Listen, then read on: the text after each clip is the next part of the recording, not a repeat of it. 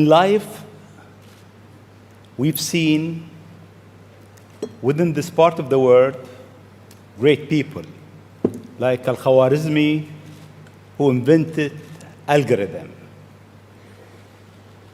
Globally, Newton,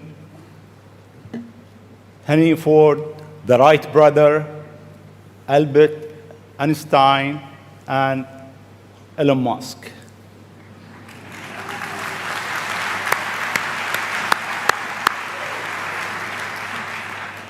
It seems you are in a rush. You want to go to places that nobody been. You are reinventing a certain industry, from the rocket industry with SpaceX to the car industry with Tesla. What's your mission in life? Why you do whatever you do? Sure. Well, first of all, thank you for having me. It's an honor to be here, and we're having a really great time with my kids in Dubai. It's really been fantastic. I'd really encourage anyone who hasn't been to visit. What a great city. Thank you. Thank you. And in terms of the motivations, I guess the sort of kind of a long version of the explanation, but essentially, when I was a kid, I was wondering kind of what's the meaning of life? Like, why are we here? What's it all about? And I came to the conclusion that what really matters is trying to understand the right questions to ask. And the more that we can increase the scope and scale of human consciousness, the better we are able to ask these questions. And so I think that there's certain things that are necessary to ensure that the future is good. And some of those things are, in the long term, having long-term sustainable transport and sustainable energy generation. And to be a spacefaring civilization, and for humanity to be out there among the stars and be a multiplanetary species. I mean, I think being a multi-planet species and being out there among the stars is important for the long-term survival of humanity, and that's one reason, kind of like life insurance for life collectively, life as we know it.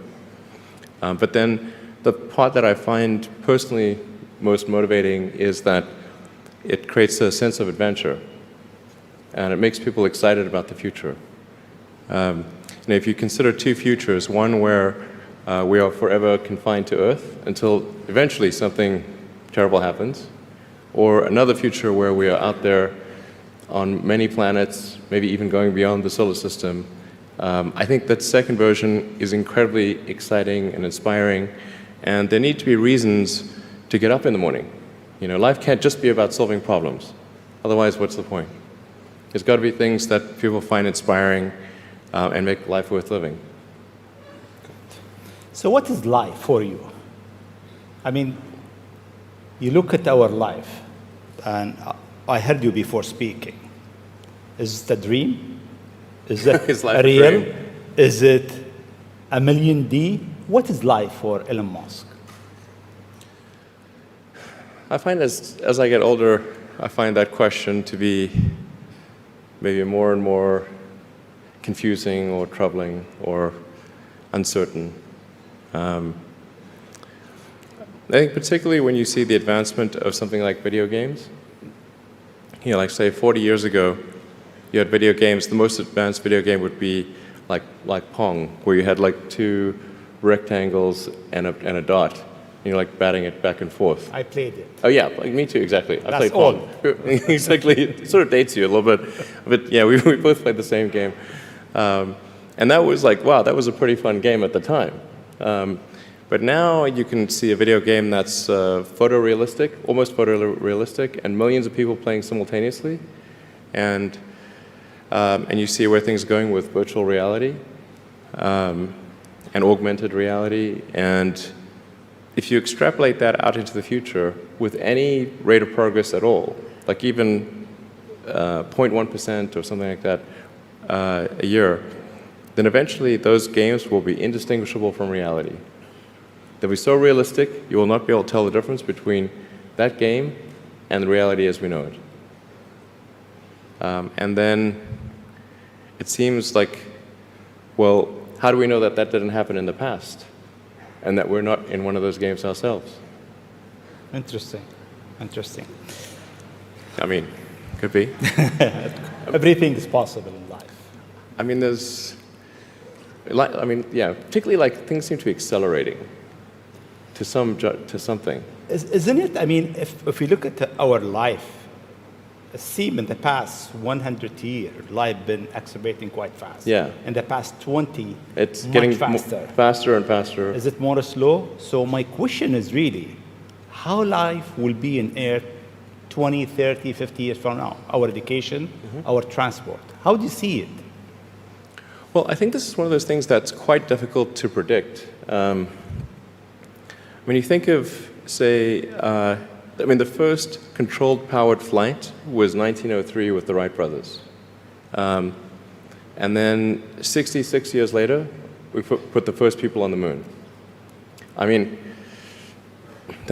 if you'd ask people, say in 1900, what are the odds of, man landing on the moon, they would have said that's ridiculous.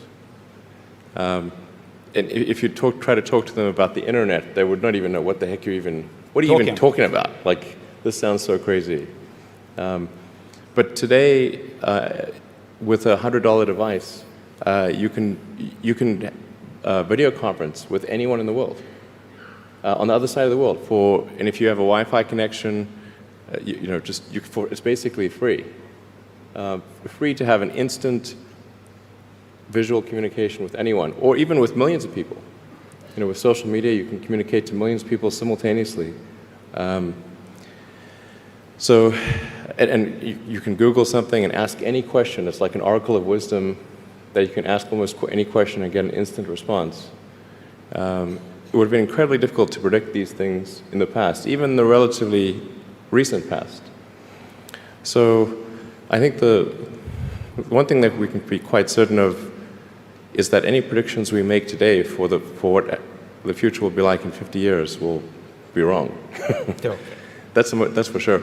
I mean, I think directionally, I can tell you what I hope the future has, as opposed to maybe what it will be, because this may just be wishful thinking. I hope we are out there on Mars and maybe beyond Mars, the moons of Jupiter. I hope we're traveling frequently throughout the solar system, perhaps preparing for missions to nearby star systems. I think all of this is possible within 50 years. And I think that would be very exciting to do that. And I think we'll see autonomy and artificial intelligence advance tremendously. I think that's actually quite near term. My guess is in probably 10 years, it will be very unusual for cars to be built that are not fully autonomous. 10 years. 10 years from now. Yeah. I think almost all cars built will be capable of full autonomy in about 10 years. As it is, the Tesla cars that are made today have the sensor system necessary for full autonomy, and we think probably enough compute power to be safer than a person. So it's mostly just a question of developing the software and uploading the software. And if it turns out that that more compute power is needed, we can easily upgrade the computer. And so that's all Tesla's built since October of last year. And other manufacturers will follow and do the same thing. So getting in a car will be like getting in an elevator. You just tell it where you want to go, and it takes you there with extreme levels of safety. And that'll be normal. It'll just be normal. Like for elevators, there used to be elevator operators. You get in, there'd be a guy moving a lever. Now you just get in, you press the button, and that's taken for granted. So autonomy will be widespread. It's probably they shouldn't want to be. You? I think it sounds better than it is. Okay. Yeah, it's not as much fun being me as you'd think. I don't know. You don't think so? No. There's definitely, it could be worse for sure, but it's, I'm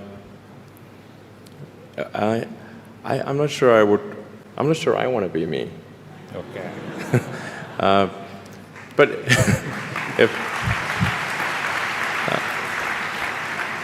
I think advice, I mean, if you want to make progress in things, I think that the best analytical framework for understanding the future is physics. I'd recommend studying the thinking process around physics, like not the equations. I mean, the equations certainly they're helpful, but the way of thinking in physics is it's the best framework for understanding things that are counterintuitive.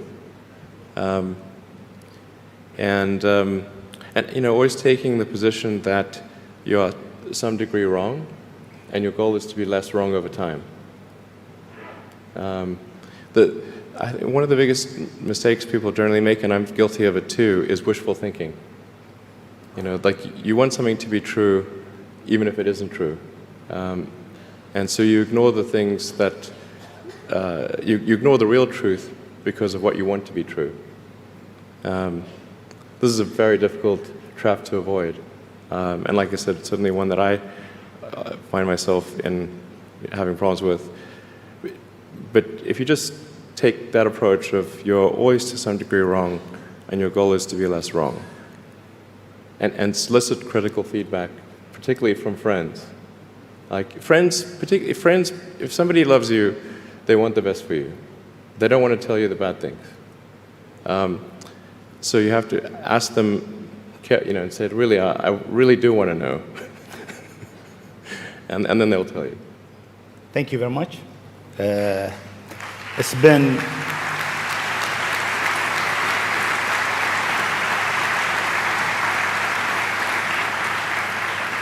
it is great for the World Government Summit to have a legend who's creating the future for humanity to share his thought, his idea, his vision, his challenges, and his hope for life. Thank you very much. Thank you for having me.